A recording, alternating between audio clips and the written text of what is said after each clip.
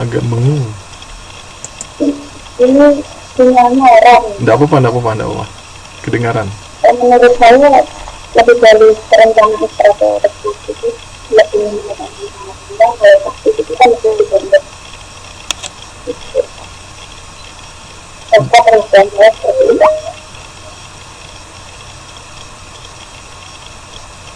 Oke. Ya, jadi gini.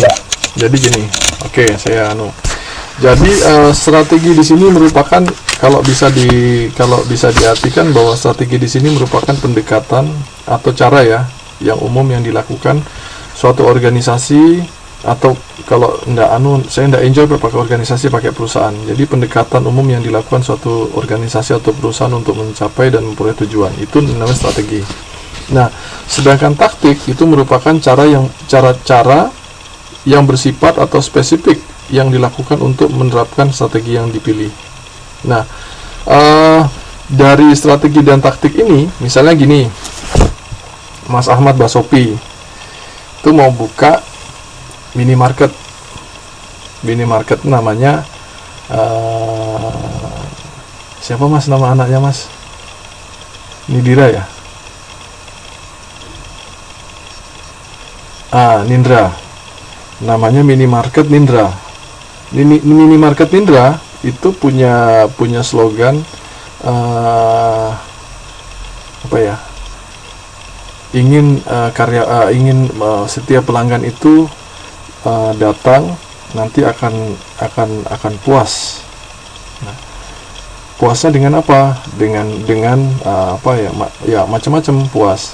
Nah, jadi Mas Basofi itu mulai berpikir, saya akan bikin strategi apa yang cocok. Salah satunya dia akan membuat strategi nyaman, murah, sama cepat. Itu yang paling mudah.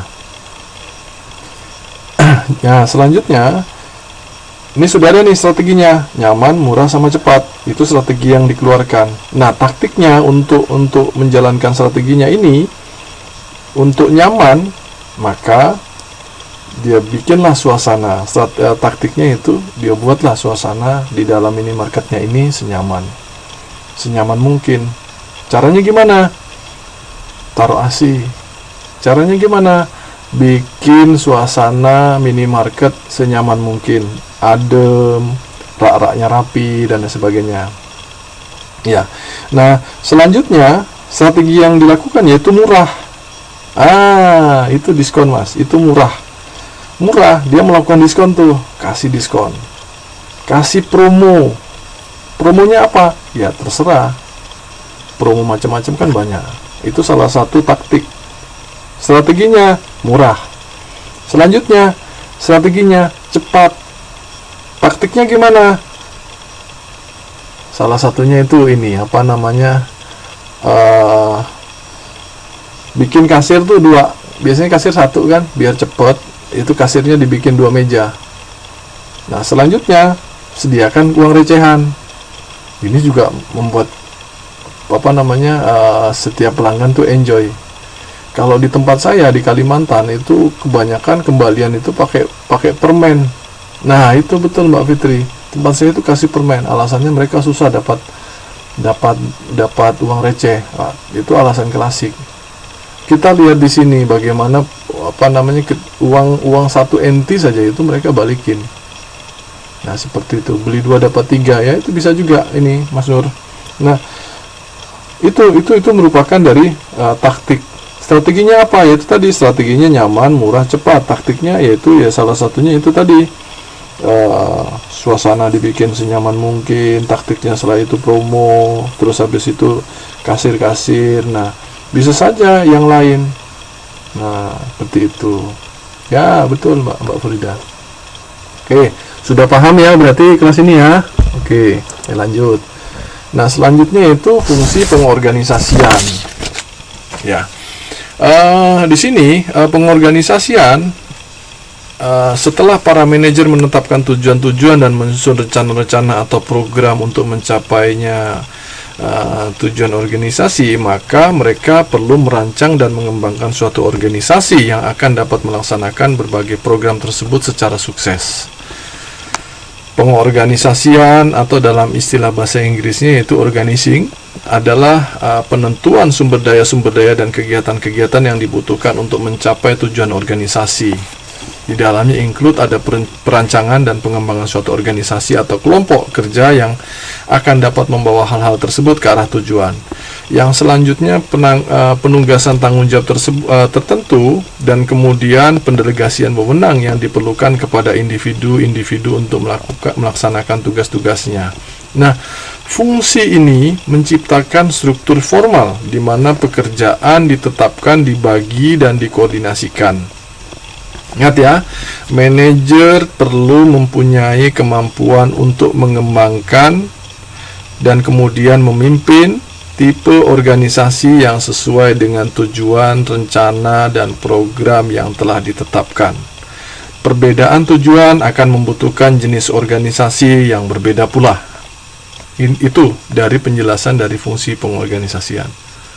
Paham ya? Di dalamnya di sini ada beberapa pengorganisasian penting karena beberapa hal. Salah satu pengorganisasian dapat menciptakan sinergi sampai ke memperbaiki persaingan dan pengambilan keputusan. Ingat sekali lagi, perbedaan tujuan akan membutuhkan jenis organisasi yang berbeda pula. Jadi ini yang di dalam kelas ini calon manajer nih, atau mungkin bisa saja sudah jadi manajer sekarang. Cuman kalau di kelas ini kan bisa dikatakan, saya selalu mengatakan bahwa ini adalah calon pemimpin yang sedang dipersiapkan. Tetapi bisa saja, Pak, saya itu sudah jadi manajer ya Pak. Ya nggak apa-apa. Ya tok-tokan ini pura-puranya ya manajer lah gitu. Apa namanya di sini ya sedang dipersiapkan. Nah, ya manajer rumah tangga, bener. Ya, oke. Jangan lupa ya, manajer perlu mempunyai kemampuan untuk mengembangkan dan kemudian memimpin tipe organisasi yang sesuai dengan tujuan, rencana, dan program yang telah ditetapkan. Selanjutnya, jangan pernah lupa, perbedaan tujuan akan membutuhkan jenis organisasi yang berbeda pula. Tuh. Selanjutnya ada fungsi kepemimpinan. Nah, fungsi kepemimpinan di sini adalah fungsi yang memberikan petunjuk dan memotivasi karyawan untuk mencapai tujuan organisasi atau perusahaan. Nah, fungsi kepemimpinan di sini ada dua. Ada penyusunan staf, merupakan fungsi menyewa atau merekrut karyawan untuk melakukan pekerjaan dalam organisasi. Yang kedua yaitu pengarahan staf untuk melakukan kegiatan motivasi dan memimpin karyawan untuk mencapai tujuan organisasi. Selanjutnya di sini ada gaya kepemimpinan. Gaya kepemimpinan di sini ada 3 kalau menurut Madura. Bukan daerah Madura ya, namanya memang Madura. Di sini ada gaya kepemimpinan autokratik, ada partisipatif, ada kendali bebas. Saya minta tolong ke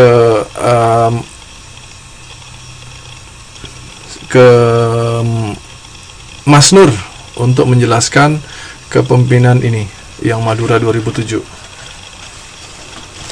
Monggo, silakan Pak Ketua. Saya kangen ya sama suaranya juga.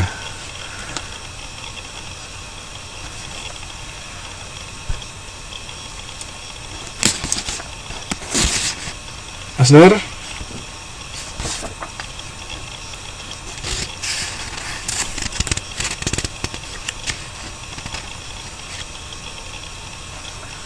Wah, ini kayaknya lagi sibuk. Oke.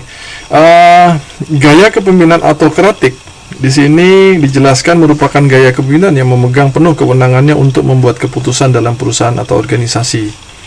Nah, selanjutnya ada gaya kepemimpinan partisipatif, merupakan gaya kepemimpinan yang mengakomodasi semua usulan para pengikutnya sebagai masukan dan akan menggunakan kewenangan dalam mengambil keputusan. Sementara gaya kepemimpinan kendali bebas merupakan gaya kepemimpinan yang mendelegasikan semua kewenangannya kepada para karyawan atau pengikutnya.